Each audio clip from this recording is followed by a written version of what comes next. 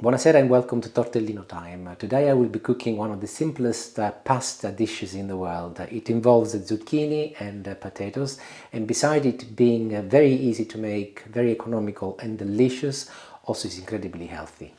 I'm cooking for Julie and I, and the first thing I'll do is to grate my zucchini using a cheese grater, and the side where the teeth are larger.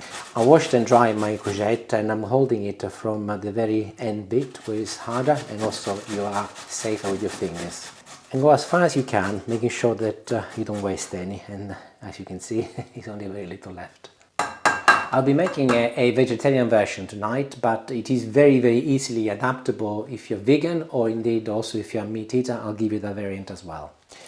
Garlic next, and I'll just need a medium to large size clove. Here it is. I will remove the skin from this one tonight, and using the blade of my knife I'll just crush it. The reason why I crush my garlic, by the way, is just to help release the flavor much faster. Nice large saucepan, and I'll add a little olive oil. I've moved to the hob, and my garlic has been sizzling on for a good 30 seconds. Make sure you do not leave sizzling for too long, as you don't want to burn it, and it would taste definitely bitter. And this is when I'm adding all of my zucchini. I'm keeping the temperature moderately high so that the zucchini cook relatively quickly, and I don't want to boil them. I just want to make sure that they release their water and they obviously embrace the flavor from the garlic. And this should take approximately 2 to 3 minutes. Earlier I made some vegetable stock using my potato, which I'm going to have to fish out now, but also I used some celery sticks, carrots and onion and a bay leaf. Here's my potato, by the way. And I left the skin on because I will be using the skin as part of this recipe. I did say it was going to be very healthy. However, I'm now in the process of removing the skin as I will be adding it to my sauce, but you will see why. So here's my skin, and I'll chop this in half. One half I'll just chop into rough pieces, and that will go with my skin. With the other half, I'm slicing it first into 1/2 centimeter pieces. I'm now slicing it further into little strips, and I'm making little 1/2 centimeter cubes. And with this half of the potato, skin included, I will add to my zucchini. And here we go, the zucchini have been seasoning for a good 3 minutes, and potatoes go in. Once the temperature is still on a moderately high setting, I'll mix everything together to ensure that the potatoes are combined with my zucchini. Next I'm going to add some salt, and a couple of these little spoons are the equivalent of 1 teaspoon, followed by a little pepper, quantities to taste. And I'm now going to cover the entire surface with some vegetable water, the water I used to cook my potatoes and all of the other vegetables. You do not have to make a vegetable stock, by the way. Just use the water that you used to cook the potato. That would be perfectly okay. Or you could just use normal water if you like. And within 30 seconds it's now boiling, so I'll turn it down on to medium-low number 4 here, and I'll leave it to simmer for a good 5 minutes next. Small red onion, or white onion if you prefer. I'm removing the first couple of layer of the peel, the skin, and I'm chopping it into tiny little pieces, as fine as you can.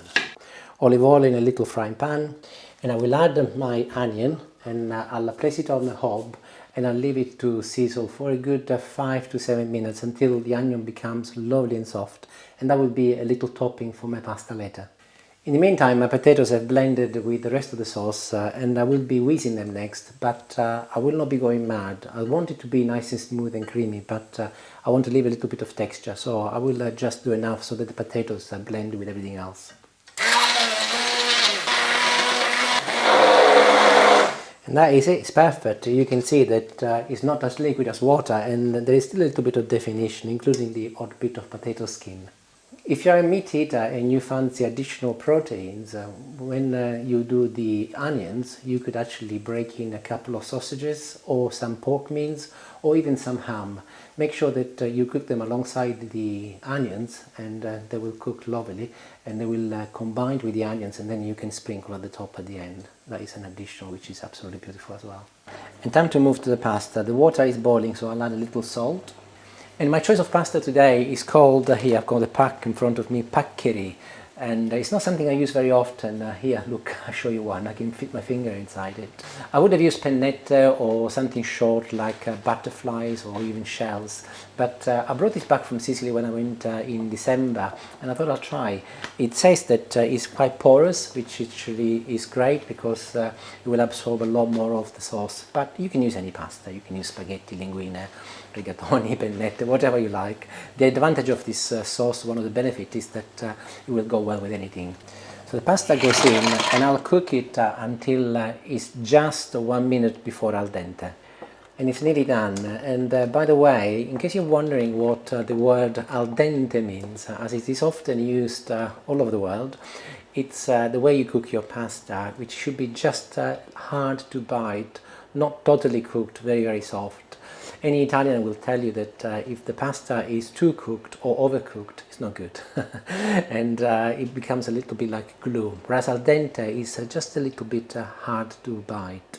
The reason why I'm cooking it 1 minute before al dente is so that I can finish cooking it in my sauce. The pasta will absorb all of the lovely sauce, and by the time I serve it, it will be al dente. And the magic moment has arrived, and as my pasta is quite big, I should be able to easily fish it and move it here. And I think that's the last of it. So I'll move it back on the hob, I'll turn the temperature up again, and I'll mix it now continuously for a good minute, as I mentioned before, so that the pasta will finish cooking with that beautiful sauce. And I am pretty much done. All I've got left to do is just the finishing touches now. And I'll start with a good handful of parsley. This is parsley we keep in the freezer. I chop it up and I freeze it, and it always retains a lovely and fresh flavour. Remember those potatoes which I chopped but I didn't add before? Time for them to go in now. And as I've not whisked them, they will add lovely crunchiness and texture to my pasta. This is Parmesan cheese, and I'm adding 4 dessert spoons. You can also use pecorino cheese if you like, or if you're vegan, skip it. Don't add any cheese at all, and that will be perfectly okay. We love Parmesan cheese. It's an Italian dish which goes very well with cheese, but of course you can skip it. And as a tip, I've mentioned this before, add the cheese once the pan is off the heat, otherwise it will stick to your pan, whereas like this it will be absorbed by the pasta. And I am ready to dish a portion and see what it's like. I have to be honest with you, I have been thinking about this dish all day, kind of dreaming about it. And by the way, ensure that you fish some of your potatoes and put them on the top as well, just like this. And the very, very last finishing touch is the onion which I cooked earlier. So I'll just sprinkle a little bit on the top, like so. And of course, if you would have added some meat with the onions, this is when you can add it as well. And the onions will add a level of sweetness to the dish, which will contrast absolutely beautiful with everything else. Time to taste some.